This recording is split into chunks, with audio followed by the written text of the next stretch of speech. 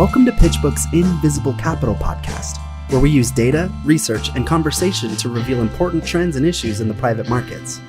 Here are your hosts, Adley Bowden and Adam Lewis. Welcome, everyone, to the Invisible Capital podcast. We're devoting Season 1 to examining the private markets by discussing the work of PitchBook analysts and writers during the COVID-19 pandemic. I'm Adam Lewis, a private equity reporter for the PitchBook newsletter, and I'll be joined today by Adley Bowden, our head of editorial and our institutional research group, along with venture capital analyst James Gelfer. Hey everyone, this is Adley again. Looking forward to a good conversation about venture capital and what it might be like for us here during this time of crisis. James, why don't you introduce yourself and kind of give everybody a little bit more on your background and the role that you hold today. Thanks for having me on, guys. I'm a senior strategist on the analyst team here, and I'm the lead VC analyst. I've been around PitchBook for about 8 years now, so was back around when we were only covering private equity and helped expand that into venture capital and some other areas. And then in between my time at PitchBook, I spent time at Goldman Sachs in their alternative investment and manager selection group, which kind of connects LPs and GPs across all sorts of alternatives. So private equity, venture capital, hedge funds, and everything in between.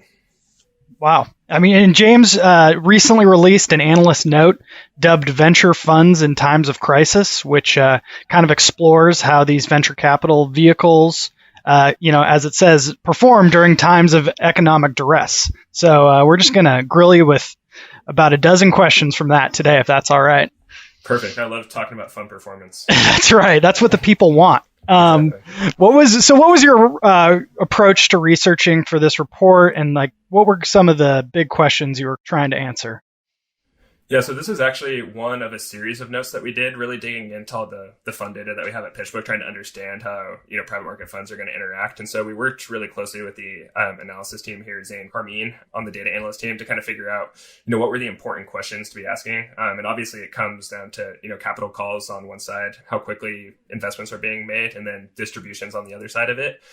So what we did is took the data and kind of aggregated everything together so you could get a sense of what that industry looks like throughout different economic cycles. And we pulled the data all the way back to 1996. And so you can kind of see, through the dot-com crisis, what happened to VC funds. And then once again, through the great financial crisis. And then, in the 10 years since then, how things have expanded. So I think it's, an informative view. Obviously, history never fully repeats itself. But we think that there's some interesting data in there that can kind of give insight into what's likely to happen. The other thing is that we also have information on all the funds that are currently in market right now. And so that can kind of give you a sense of, where there are deviations and where there are likely to be trend lines that don't match up with what we saw last time.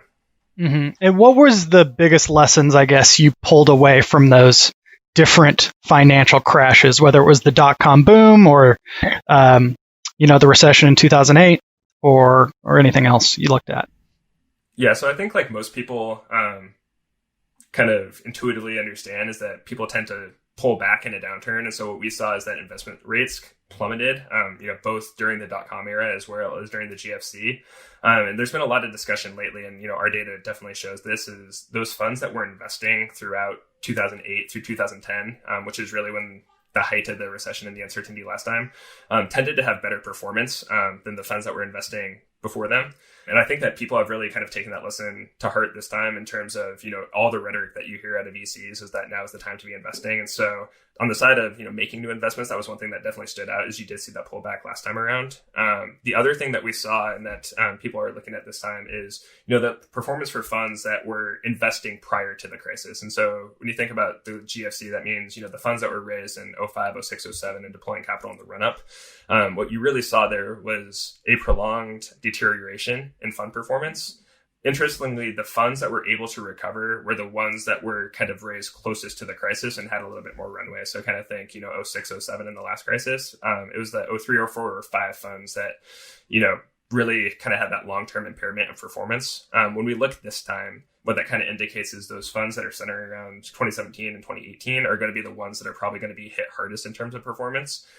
Because they were investing, at these heightened valuations in the run-up. And we definitely see that in the data in terms of, the value held in those funds is unprecedented for how young they are right now. And so, there's a lot of discussion about portfolio markdowns and whether those realizations are going to come. And so we definitely saw during the last crisis, not only were there write-downs, but also, hold times extended.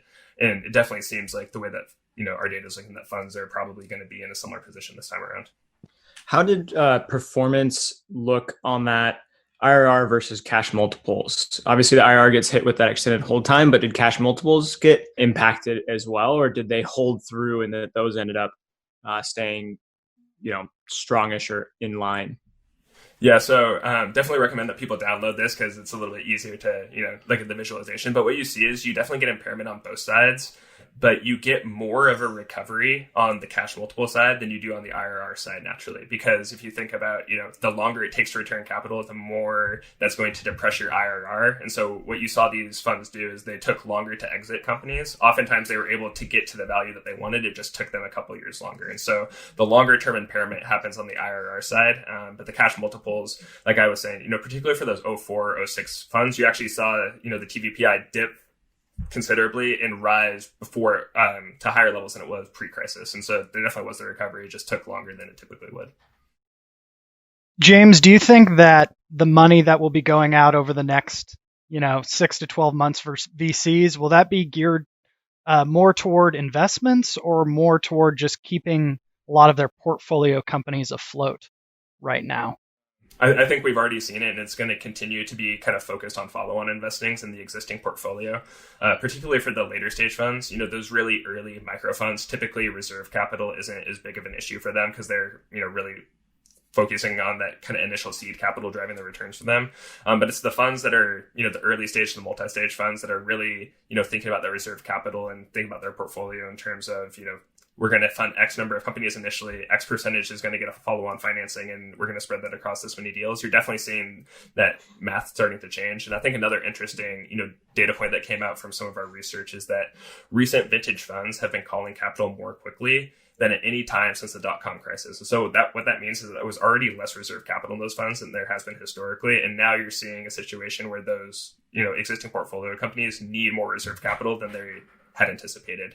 And so, the market in recent years, the way that firms have been dealing with that is just coming to market more quickly, raising larger funds and spending less time in between them. That's obviously, not as realistic in the current environment. And so I think that's one thing that we're really concentrating on. You definitely hear it from VC investors is that, the capital for new deals is going to be harder to come by. And so you're seeing a lot of firms go back to existing investors, and we're actually seeing some deal terms being applied retroactively in those situations where some firms are demanding that all existing investors participate in order to not be diluted. And, some of those more punitive terms that we saw last time around are definitely coming for companies that are being forced to raise in the environment that we have today. What are some ways that venture capital firms are, what strategies are they using to mitigate the kind of expected slowdown in exits through IPOs or maybe an acquisition from a big corporate acquirer or a private equity firm or whoever? Yeah, I would say, when it comes to liquidity right now, it's going to be difficult to have a favorable outcome. When it comes to the IPO market, obviously there's lots of volatility. We've seen a lot of IPOs pulled in recent weeks. Basically the only activity in the IPO market has been coming from either biotechs or from SPACs, special purpose acquisition companies. So really kind of, isolated in terms of the liquidity you're seeing there. We've seen a couple new companies come recently, but it's really been ones that are, catering to the current environment. So think cloud infrastructure, online gaming, things like that. And then when it comes to M&A, the M&A activity we've been seeing in the VC space has really been focused on distressed opportunities. So acquisitions of either talent or intellectual property.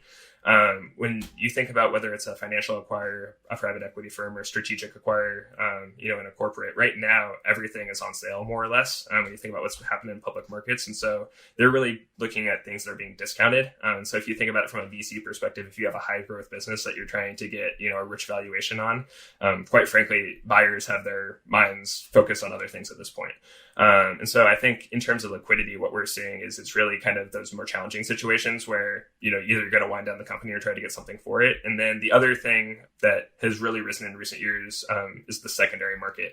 And so we've already seen some consolidation there of some of these secondary markets that allow both company insiders as well as VCs to exchange shares. And we think that that is going to be something that only increases in terms of importance during this time right now, is we do expect to see a bit of a hiatus in terms of exits, particularly after last year, which was, an order of magnitude higher than any other record year that we've seen, thanks to a lot of those big IPOs. It seems like VCs might have oriented towards later stage. There's been a number of unicorn rounds, you've seen companies like Robinhood, which even experienced kind of product failures at key moments of the market crisis, go on and raise large rounds. Do you think that's part of VC strategy in trying to protect kind of early stage investments because late stage, or do you think that's more a move to low risk investments by taking these late stage companies where they know that there's going to be a successful outcome if they can just hang on?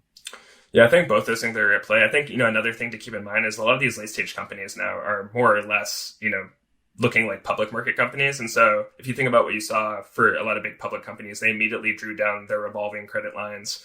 They went out and tried to raise as much capital as possible. And so even though you're private, these companies, their balance sheets look very similar and they're in a similar mindset.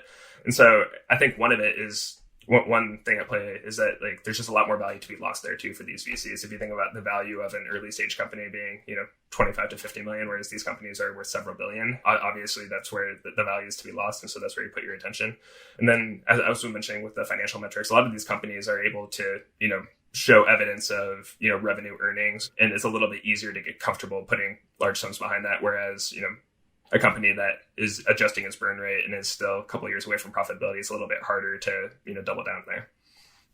Yeah, to piggyback off kind of what Adley was asking, you were just saying, it seems like over the past, decade, there have been all of these VC-backed companies that have valued just growing at an incredible rate with no real care about profitability. Do you think there will be more of an emphasis now to become profitable if you're a startup? Yeah, I think you were definitely already starting to see that coming into this year, given some of the high profile, IPOs last year that kind of fell on their face when public investors started to invest in them a little bit more. But I will say, I feel like it definitely depends on the market that you're operating in. I think, Zoom is the example that gets thrown out right now, but there's a whole bunch of companies that, focus on enterprise, focus on, collaboration software that I think right now, if you're not burning extra cash to try to gain market share, there's probably something wrong with your business.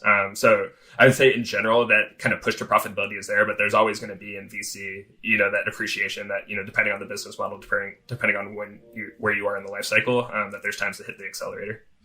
If we get back to the fund performance side for a moment, distributions, you guys spent a lot of time in the note kind of looking at cash flow profiles and what happened in the GFC and before with distributions. Maybe kind of touch on that and what you expect to see happening with sort of the current economic crisis we're in the early days of.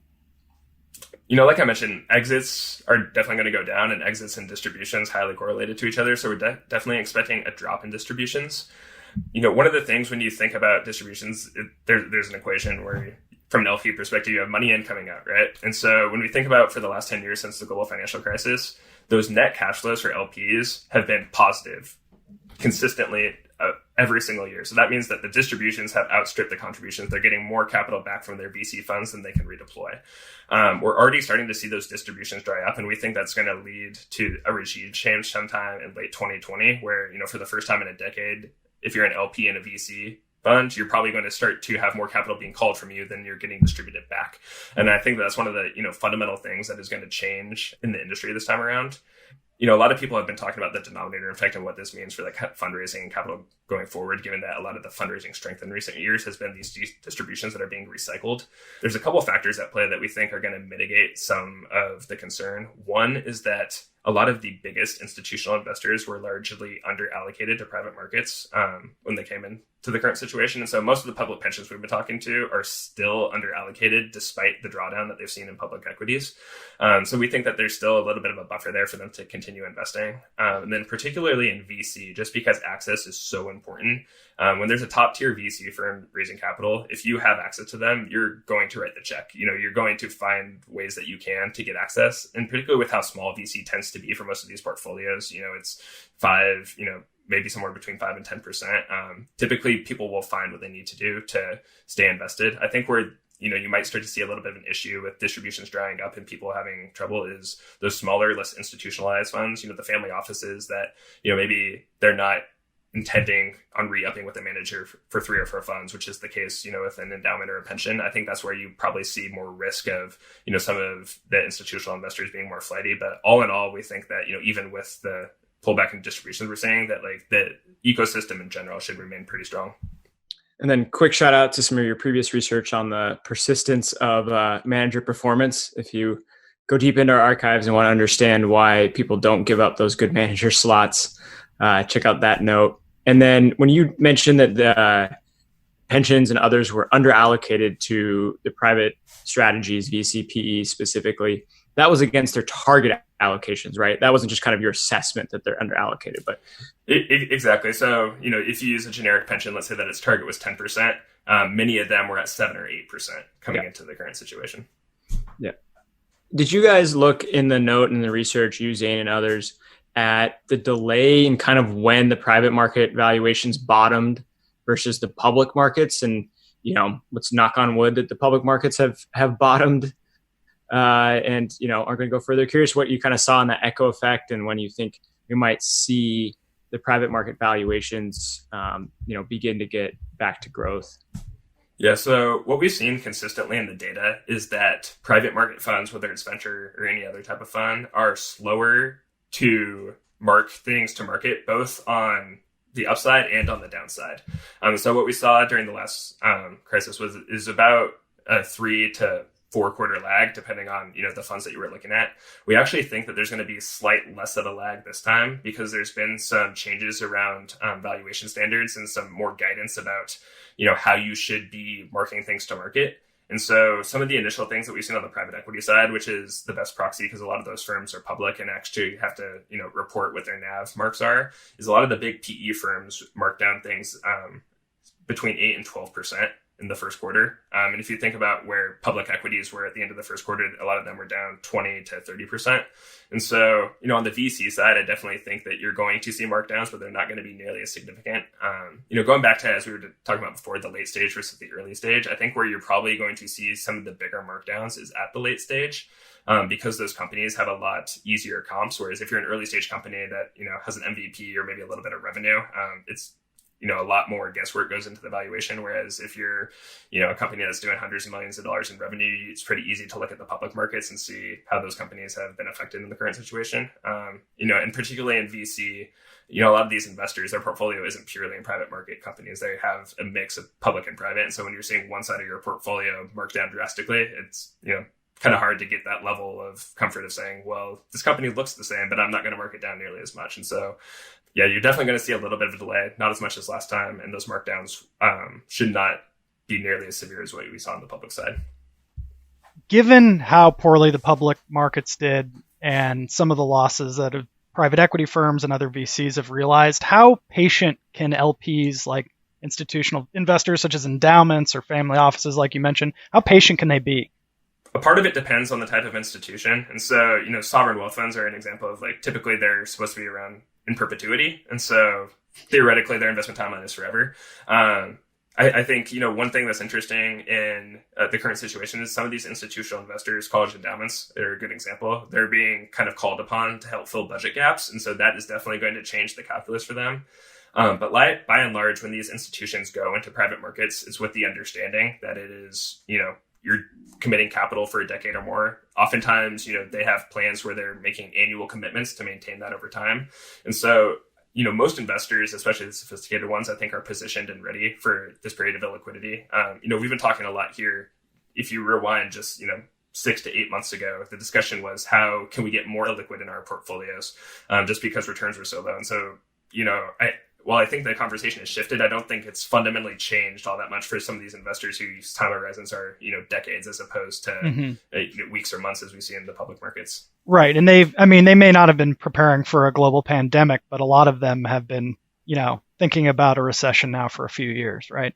Yeah, absolutely. And, we've got questions about some of the sovereign wealth funds and other quote unquote tourists, people worried about them leaving. And it's been interesting. Not only have they been very vocal in saying, we're going to continue investing, but a lot of the biggest deals recently have actually, been led by sovereign wealth funds and some of these supposed tourists. And so, I definitely think you're seeing that they're going to be a little bit more sticky than people might have anticipated coming into this.